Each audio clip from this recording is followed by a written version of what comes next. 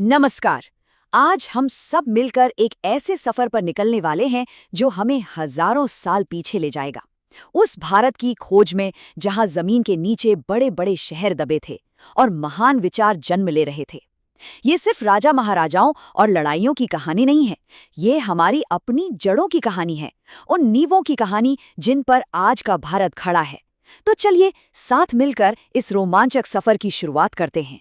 कभी सोचा है कि आज से हजारों साल पहले, जब आज जैसी टेक्नोलॉजी नहीं थी, तब भारत की जमीन पर क्या हो रहा था? लोग कैसे रहते होंगे, क्या खाते होंगे और उनका समाज कैसा था? यही वो सवाल हैं जो हमें इतिहास की गहराइयों में खींच कर ले जाते हैं। और सच कहूं तो यही वो जिज्ञासा है जो हमें अतीत के पन्ने पलटने के लिए मजबूर कर देती है। देखिए, ये सिर्फ तारीखें रटने की बात नहीं है।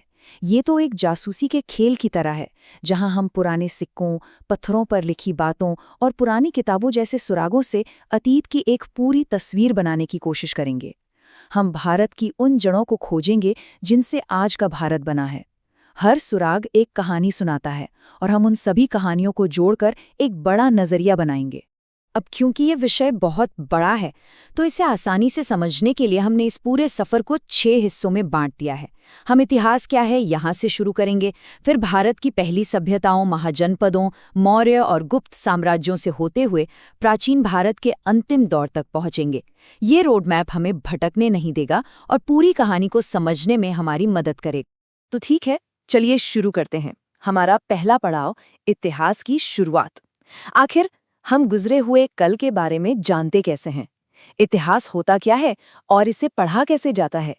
आइए सबसे पहले इन बुनियादी सवालों के जवाब खोजते हैं, क्योंकि यही वो नींव है जिस पर हमारी आगे की पूरी समझ टिकेगी। इतिहास, जिसे अंग्रेजी में हिस्ट्री कहते हैं, ये शब्द असल में ग्रीक भाषा के शब्द हिस्टोरिया से निकला है और इसका मतलब होता है रिसर्च या जांच पड़ताल के जरिए किसी चीज को जानना। इस तरीके को शुरू करने का श्रेय जाता है हेरोडोटस नाम के एक ग्रीक विचारक को, जिन्हें आज हम फादर ऑफ हिस्ट्री या इतिहास का पितामह कहते हैं। उनसे पहले क्या था? सिर्फ कहानियां और सुनी सुनाई बातें। हेरोडोटस ने पहली बार घटनाओं के पीछे के कारण खोजे, लोगों से बात की और अलग अलग सबूतों को मिलाकर एक व्यवस्थित ब्यौरा तैयार किया। बस यहीं से इतिहास एक एकेडमिक विषय बन गया। इतिहास को बेहतर तरीके से समझने के लिए इसे 3 बड़े हिस्सों में बांटा जाता है। सबसे पहला है प्रागैतिहासिक काल, यानी प्री हिस्ट्री। ये वो समय था जब इंसान लिखना नहीं जानता था। उनकी कहानी हमें सिर्फ पत्थरों के औजारों या गुफाओं में बनी पेंटिंग से पता चलती है। इसके बाद आता है आद्य इतिहास, यानी प्रोटो हिस्ट्री। ये बड़ा मजेदार दौर है। यहाँ हमें लिखावट तो मिलती है, जैसे सिंधु घाटी की मोहरों पर, लेकिन हम आज तक उसे पढ़ नहीं पाए हैं। ये एक पहेली की तरह है जिसके सुलझने का इंतजार है। और आखिर में आता है ऐतिहासिक काल, जहां से हमें ऐसे लिखित सबूत मिलते हैं जिन्हें हम पढ़ सकते हैं, जैसे अशोक के शिलालेख। और यहीं से इतिहास की तस्वीर एकदम साफ होने लगती है। तो सवाल ये है कि ये सारे सुराग हमें मिलते कहाँ से हैं? देखिए, मुख्य तौर पर 2 जगह से। पहले हैं पुरातात्विक स्रोत, मतलब वो सबूत जो हमें खुदाई में जमीन के नीचे से मिलते हैं। सोचिए, एक पुराना सिक्का हमें बता सकता है कि उस दौर का राजा कौन था, उसका राज कितना अमीर था। दूसरे हैं साहित्यिक स्रोत, यानी लिखी हुई चीजें। इनमें वेद और पुराण जैसे धार्मिक ग्रंथ हैं। साथ ही मेगस्थनीज या फाहयान जैसे विदेशी यात्रियों ने जो कुछ भी भारत में देखा उसे लिखा। ये हमारे लिए बहुत कीमती है, क्योंकि ये हमें एक बाहरी नज़र से बताते हैं कि उस समय का भारत कैसा दिखता था। तो अब जब हम ये जान गए हैं कि इतिहास को समझा कैसे जाता है, तो चलिए भारतीय उपमहाद्वीप की पहली महान सभ्यताओं की कहानी में उतरते हैं। ये एक ऐसी कहानी है जो हमें शानदार शहरों से लेकर गांव के जीवन तक ले जाएगी और दिखाएगी कि भारत की शुरुआत कितनी अलग और विविध थी। ये स्लाइड प्राचीन भारत के 2 बिल्कुल अलग चेहरों को दिखाती है। एक तरफ है सिंधु सरस्वती सभ्यता, कमाल के शहर बनाने वाले लोग।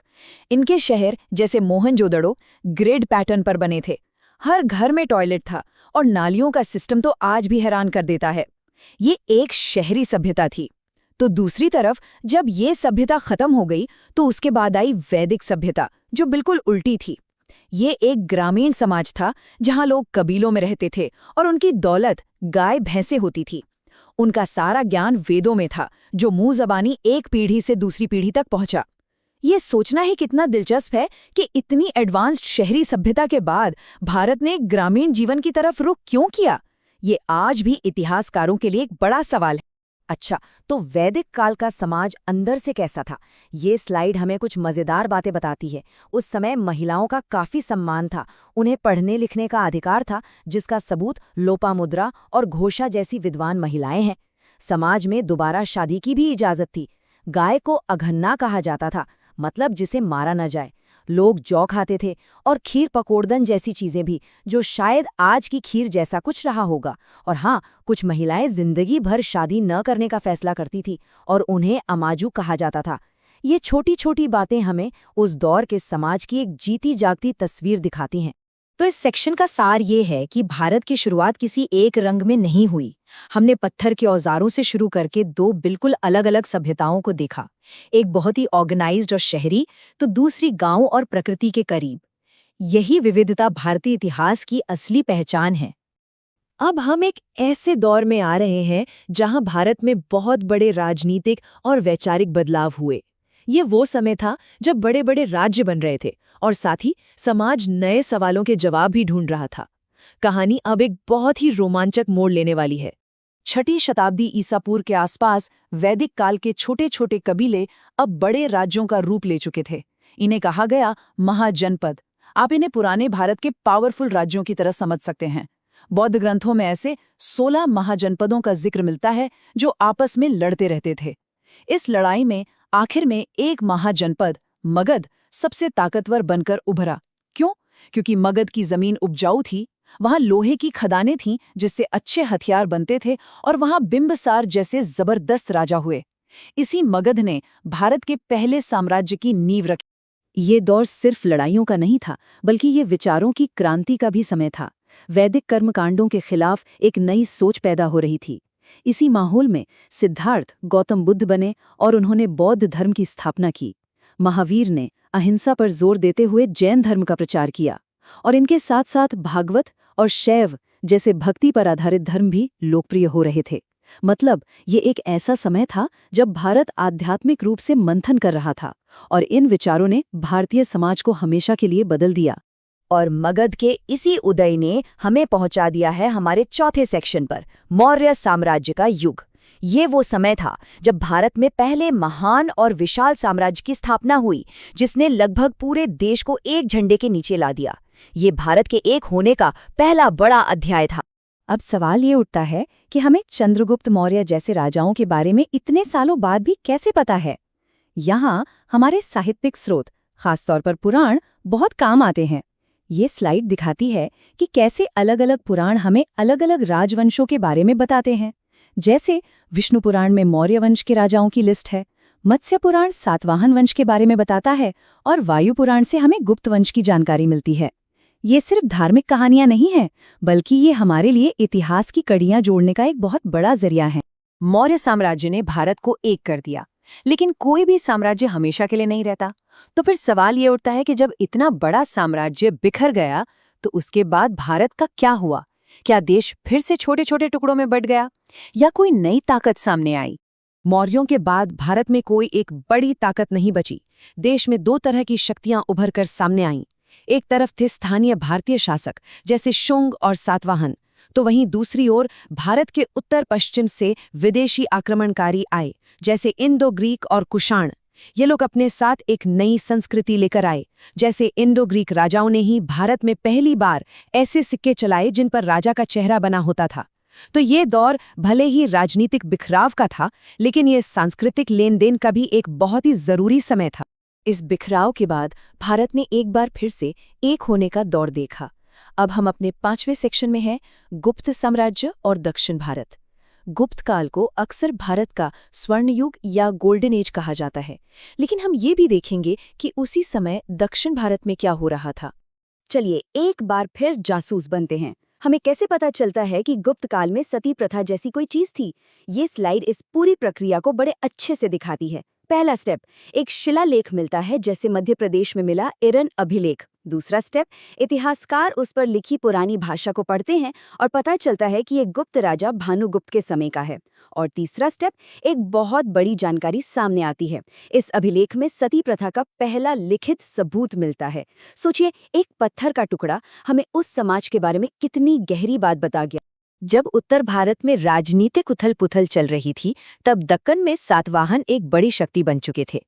इनकी सबसे बड़ी खासियत ये थी कि इन्होंने उत्तर और दक्षिण भारत के बीच एक पुल का काम किया। इनके व्यापारिक रास्ते दोनों इलाकों को जोड़ते थे, जिससे विचारों और संस्कृति का लेन-देन होता था। उन्होंने ही भारत में सबसे पहले शीशे के सिक्के चलाए थे, जो रोम के साथ उनके व्यापार का भी एक सबूत माना जाता है। और अब हम अपनी यात्रा के आखिरी पड़ाव पर हैं। हमारा छठा और आखिरी सेक्शन, प्राचीन भारत का अंतिम चरण। गुप्त साम्राज्य के खत्म होने के बाद भारत की राजनीतिक हालत क्या थी और कौन सी नई ताकतें सामने आई जो हमें मध्यकाल की तरफ ले जाएंगी। गुप्त साम्राज्य के कमजोर होने के बाद उत्तर भारत में फिर से एक खालीपन सा आ गया। इस खाली जगह को भरा पुष्यभूति राजवंश ने, जो हरियाणा के थानेश्वर से राज करते थे। इस वंश के सबसे मशहूर राजा हुए हर्षवर्धन, जिन्हें प्राचीन भारत के आखिरी महान सम्राटों में से एक माना जाता है। उन्होंने एक बार फिर उत्तर भारत के बड़े हिस्से को एक किया। मशहूर चीनी यात्री हुएनसांग उन्हीं के समय में भारत आए थे और उन्होंने हर्षवर्धन के राज और नालंदा विश्वविद्यालय के बारे में बहुत कुछ लिखा है। तो इस पूरे सफर का निचोड़ क्या है, आइए एक नजर में देखते हैं। पहली बात, इतिहास सुरागों पर टिका है, पुरातात्विक और साहित्यिक। दूसरी बात, भारत ने शहरी से ग्रामीण समाज का एक बड़ा बदलाव देखा। तीसरी बात, महाजनपदों के संघर्ष से मौर्य जैसे पहले महान साम्राज्य बने। चौथी बात, गुप्त स्वर्ण युग के बाद देश में फिर से क्षेत्रीय शक्तियों का दौर आया। और पांचवी बात, पुष्यभूति जैसे राजवंशों के साथ प्राचीन युग खत्म हुआ और मध्यकाल की शुरुआत हुई। इस पूरी कहानी को जानने के बाद आखिर में ये सवाल जरूर सोचना चाहिए, भारत का ये प्राचीन अतीत, ये सभ्यताएं, ये साम्राज्य और ये विचार आज हमारे वर्तमान को, हमारी संस्कृति को और हमारी पहचान को किस तरह से प्रभावित करते हैं।